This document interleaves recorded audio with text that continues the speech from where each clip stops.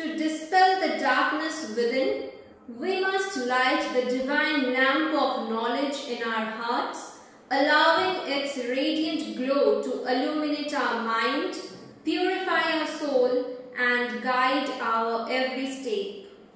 স্বামীজির এত টিচিংসের মধ্যে এটি একটি অন্যতম ইনসাইট। ঠিকই তো, আলোই পারে একমাত্র অন্ধকার দূর করতে। কিন্তু দিওয়ালি মানে কেবলমাত্র স্থূলরূপী প্রদীপ জ্বালিয়ে বাইরের অন্ধকার দূর করা নয়, নিজেদের ভেতরে জ্ঞানরূপী দীপকে প্রজ্বলিত করা, যাতে নিজেদের ভেতরের সমস্ত অন্ধকাররূপী নেগেটিভিটিসগুলো দূর হয়, অর্থাৎ আত্মদীপক জ্বালিয়ে মনের অন্ধকার মিটিয়ে নিজেদের জীবনে দিব্যতা নিয়ে আসা। নমস্কার, আমি অরুণিমা ব্যানার্জি।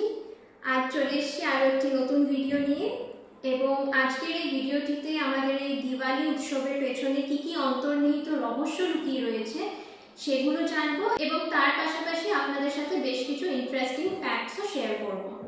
পৌরাণিক মতে আমরা প্রত্যেকে এটা জানি যে শ্রীরামচন্দ্র যখন দীর্ঘ 14 বছর বনবাসের পর অযোধ্যা ফিরেছিলেন, তখন অযোধ্যাবাসী তার সেই আগমনটিকে প্রচুর প্রদীপ জ্বালিয়ে উদযাপন করেছিল। অযোধ্যাবাসীর এই সেলিব্রেশন আমাদের বুঝিয়ে দেয় যে সেদিন তারা শ্রীরামচন্দ্রের ফিরে আসার পাশাপাশি ওনার সেই ভিক্টরিটাকেও গ্লোরিফাই করেছিল। কিসের victory exactly? The victory of Dharma, that is good over evil and truth over falsehood. জ্ঞানের আলোয় দেখলে এই পুরো বিষয়টির একটা খুব ডিপ সিগনিফিকেন্স আছে। কিরকম সিগনিফিকেন্স?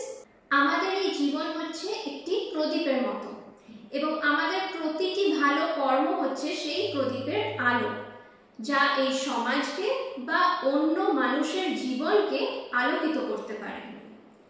এই দিওয়ালি শুধুমাত্র একটা রিচুয়াল নয়, it is a spiritual practice. নিজেদের ভেতরে এই প্রদীপ রূপী সমস্ত পজিটিভিটিকে প্রজ্বলিত করার।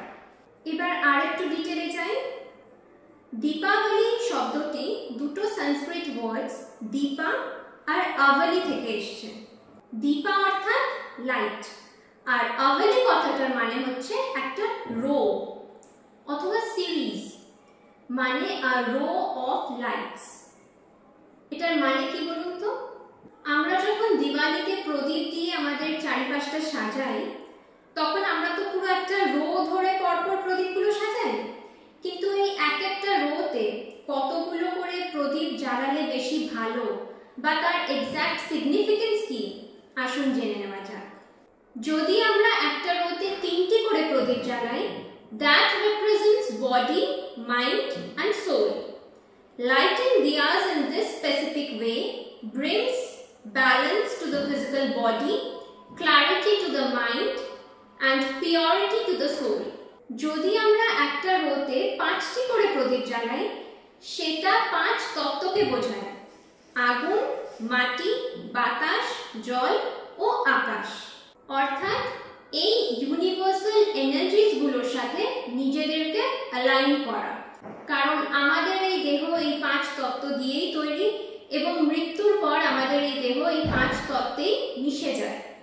এবার যদি আমরা একটা রোতে 7টি করে প্রদীপ জ্বালাই, সেটার দুটো সিগনিফিকেন্স আছে।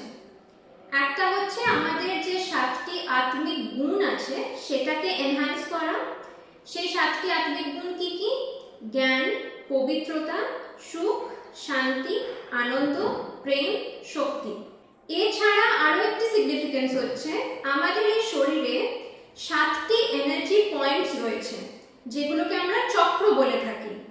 আত্মা বা সোলকে শাইন করতে গেলে এই 7টি চক্রের মধ্যে, অর্থাৎ রুট থেকে ক্রাউন পর্যন্ত একটা ব্যালেন্স তৈরি করা ইজ ভেরি ইম্পর্টেন্ট। এবার এই রুট বা ক্রাউন আসলে কি বোঝায়? দেখুন, আমি যেটা বললাম, আমাদের শরীরে 7টি চক্র বা এনার্জি পয়েন্টস আছে। প্রথম হচ্ছে মূলাধারা, এটা হচ্ছে আমাদের রুট, এটার লোকেশন হচ্ছে আমাদের বেস অফ স্পাইন, এবং এটা আমাদের ফাউন্ডেশন। দ্বিতীয় হচ্ছে স্বদেশথানা, যেটা আমাদের লোয়ার অ্যাবডোমেনে লোকেটেড। তৃতীয় হচ্ছে মণিপুরা, যেটা আমাদের নাভি বা নেভেল এরিয়াতে located. 4 নম্বর হচ্ছে anahata, যেটা আমাদের চেস্ট, এখানে লোকেটেড। 5 নম্বর হচ্ছে vishuddha, যেটা আমাদের গলার মধ্যে। 6 নম্বর হচ্ছে ajna, যেটা আমাদের দুটি ভ্রুকুটি যুগলের মাঝে উপস্থিত, অর্থাৎ যেখানে আমরা থার্ড আই দেখাই। আর 7 নম্বর হচ্ছে সহস্রারা, যেটা আমরা ক্রাউন বলছি, যেটা আমাদের টপ অফ হেড, একদম মাথার উপরে লোকেটেড। এবারে প্রতিটি এনার্জি পয়েন্টস কিছু না কিছুর সাথে রিলেটেড, যেমন কোনোটা আমাদের ক্রিয়েটিভিটি, কোনোটা ইমোশনস, কোনোটা ডিজায়ার্স, তারপর পাওয়ার, সেলফ ডিসিপ্লিন, ইনার স্ট্রেংথ, লাভ, কম্প্যাশন, ফরগিভনেস, এটসেট্রা এটসেট্রা। তো যখন আমরা একটা রোতে এভাবে 7টি করে প্রদীপ জ্বালাই, তখন এই প্রতিটি অ্যাট্রিবিউটস গুলো আমাদের পজিটিভ ওয়েতে এনহ্যান্স হয়। এবার যদি আমরা একটা রোতে 9টি করে প্রদীপ জ্বালাই, সেটা কি সিম্বলাইজ করে? 9 ফর্মস অফ ডিভোশন: শ্রদ্ধা, ভক্তি, স্মৃতি, সেবা, ধ্যান, নাম জপ, তপস্যা, বৈরাগ্য, অনুশাসন। তো আমরা যদি আমাদের চারিপাশে এরকম একটা স্পেসিফিক প্যাটার্ন ফলো করে প্রদীপ জ্বালাই, সেটাকে খুব সিগনিফিকেন্স বা হাইলি অসপিশিয়াস বলে মানা হয়, কারণ এটা আমাদের এন্টায়ার ইনার সেলফকে ইলুমিনেট করে, অর্থাৎ it is a complete spiritual awakening. আজকের এই জ্ঞানের আলোয় নিজেদের ভেতরকে প্রজ্বলিত করার পাশাপাশি চলুন আরো দুটো লেসেন্স আমরা আমাদের জীবনে ইমপ্লিমেন্ট করি। 1, দিওয়ালিতে ঘর পরিষ্কার করার পাশাপাশি নিজেদের মাইন্ডকে বা থট প্রসেসকে পিউরিফাই করা। দ্বিতীয়ত, আমরা কাছের মানুষদের সাথে যেভাবে দিওয়ালি সেলিব্রেট করি, অর্থাৎ চকলেটস, মিষ্টি, নানা রকম সুন্দর সুন্দর উপহার দেওয়া নেওয়া যে করে থাকি, এটা যেন না হয় যে আমরা সবটাই ওপর করলাম, কিন্তু আসলে ভেতর থেকে সম্পর্কের ভিতগুলো ভীষণ দুর্বল। সম্পর্কগুলো যেন এরকমই মিষ্টি হয়ে ওঠে, সেটা যেন আমরা লক্ষ্য রাখতে পারি, অর্থাৎ একে অপরের সাথে গিফটসের পাশাপাশি গুড উইশেস বা পজিটিভ ভাইবস শেয়ার করা। আজকের এই ভিডিও এতটাই। সকলকে আমার তরফ থেকে জানাই শুভ দীপাবলি।